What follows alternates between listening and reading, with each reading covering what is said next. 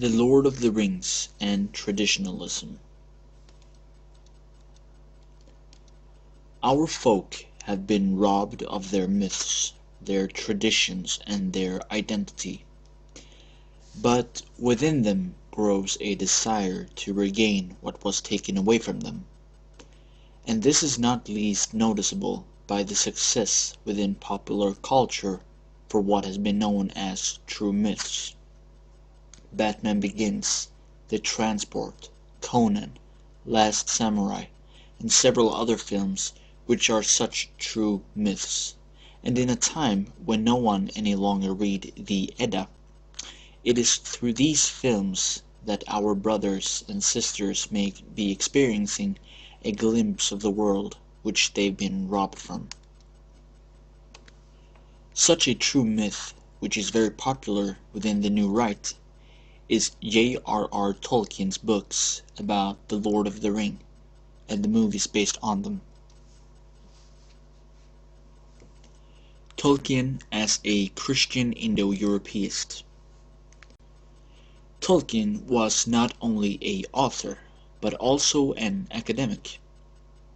He was very interested in European languages, linguistics, mythology and folklore, including Beowulf, which was a major inspiration for him. One can notice this through reading his books, which are packed with old European words and concepts. Midgard, Beren, orcs, the names of Rohirrim, and Rohan. The list can be made very long. Tolkien was also a Christian, and there are many Christian themes in The Lord of the Rings. The Christianity which Tolkien is representing is not the same as the one the modern churches or even the Orthodox churches stands for, but a muscular Christianity, as it is called, and thus a Christianity that has preserved much of the best of paganism, both in life perspective and in respect for old traditions. These Christian elements are particularly evident in the themes that recur in his books, namely betrayal and reconciliation, personal development, the danger of letting the end justify the means, and the like. These are deep psychological insights that contributed to the saga's popularity. Those who are not affected by the tragic fate of Gollum and the internal struggle between his feelings for his newfound friends and the rings holding him is an emotional illiterate. The same applies Boromir, Denethor, and Saruman, which for a good cause allows the end to justify the means and thus pay the price for this.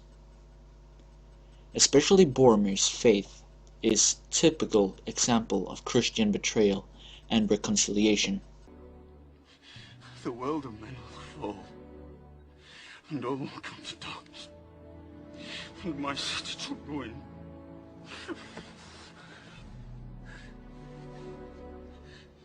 I do not know what strength is in my blood, but I swear to you I will not let the White City fall, nor our people fail. Our people. Our people.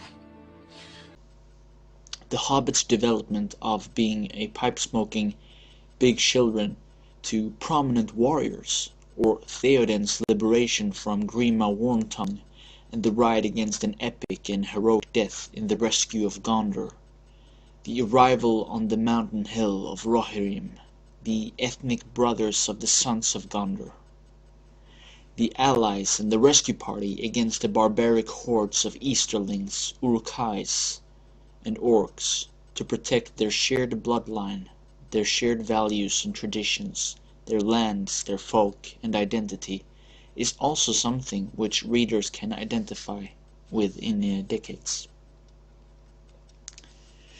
Traditional themes in The Lord of the Rings.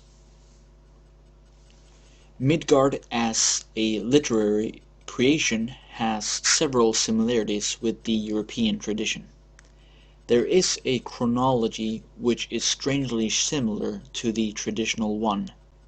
The sunk and lost Beleriand is analogous with a little goodwill our Hyperborea, whilst Numena is a clearer example of the Atlantis myth.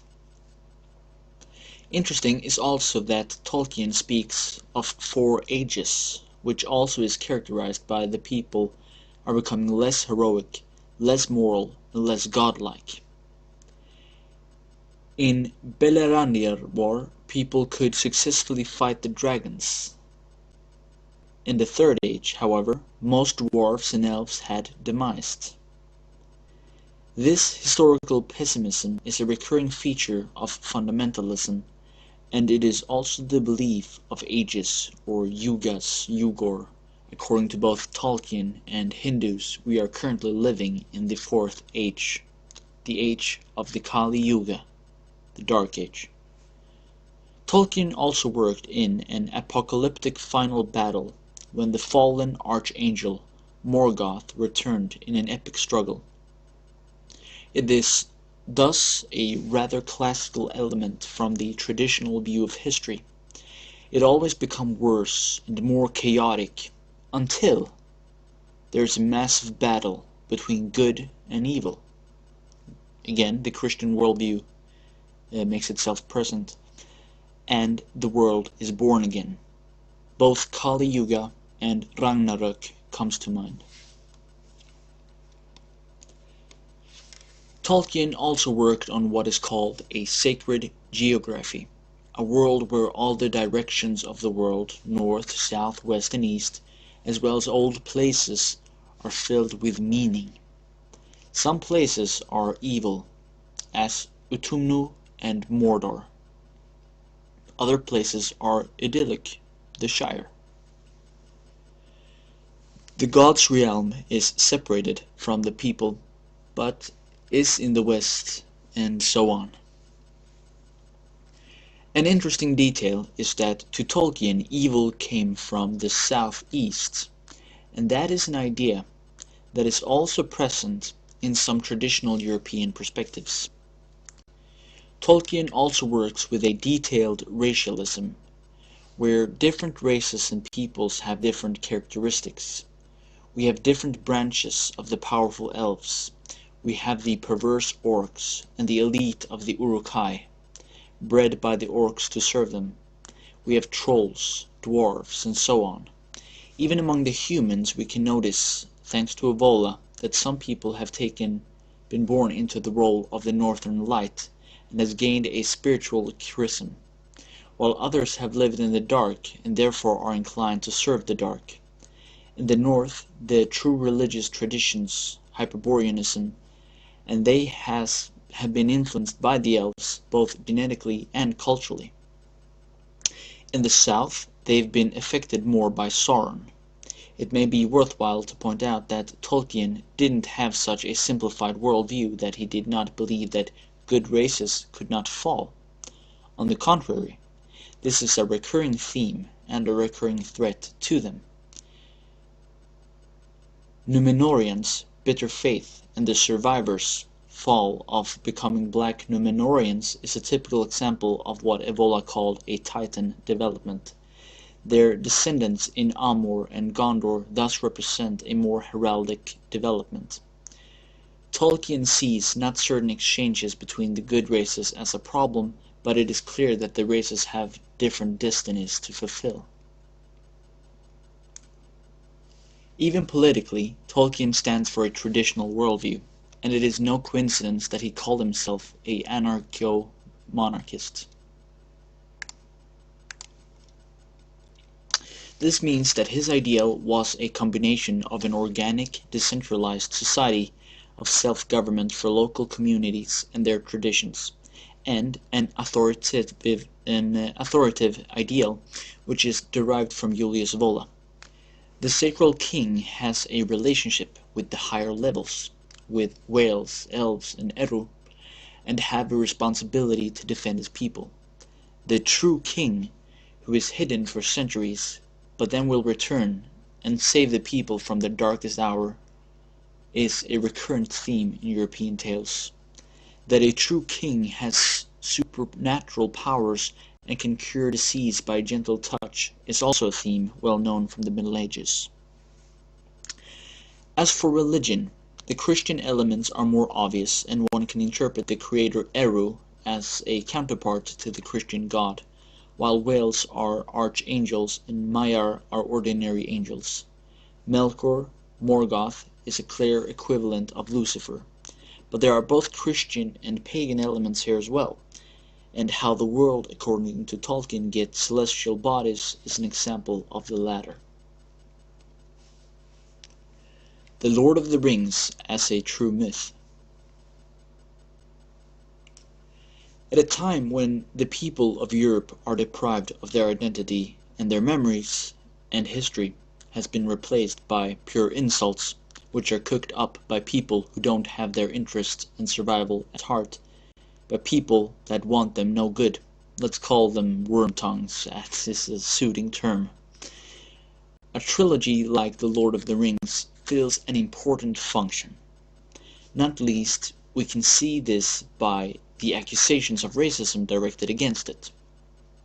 Why were only whites the leading actors? Why didn't they go against Tolkien's story and added a bit more women, minorities, and homosexuals?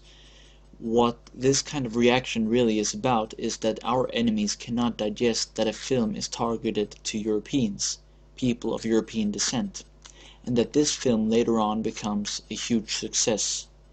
In short, they cannot live with the fact that we have our own myths, which are made just for us. Maybe this is because they sense what is beneath the surface of our people's soul. Perhaps it is because they sense what inspiration many of us can acquire from The Lord of the Rings. Perhaps even they sense the similarities that exist between the threat directed against the free peoples of Tolkien's story and the situation in which European folk finds themselves in. We have been affected by the same moral and cultural decay as Gondor. Like the sons of Gondor, we do no longer breed, and like the Rohan people, we allow criminal gangs to ravage our countries without reaction or ability to speak up against our corrupted leaders, who will punish us. But Tolkien also shows that there is always hope when it is dark. The archetypes to save Midgard in his books is archetypes which we carry within us. It is therefore no coincidence that the actor John Rhys Davies, who played Gimli in the films, after they made the films, spoke about the situation in Europe as following. Quote, "There is currently a demographic disaster in Europe that nobody wants to talk about, that we dare not talk about, because we are so careful not to offend anyone racially, and that we should also be, but this issue also contains a cultural aspect. Around 2020, 50% of children under 18 years in Holland will be of Muslim descent. Western Europeans get no children.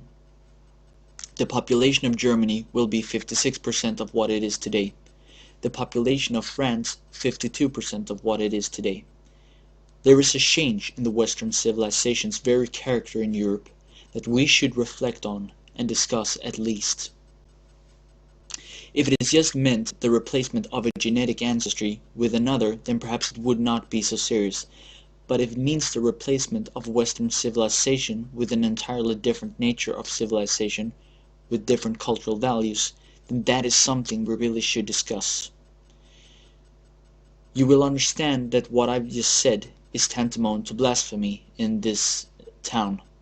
But if Tolkien has a message, it's just that sometimes you must stand up and fight for what you believe in. He knew what he fought during the First World War." End quote. John Rhys Davies. That effect true myths can offer to those who really can experience them, for those who are open to our people's myths and tales.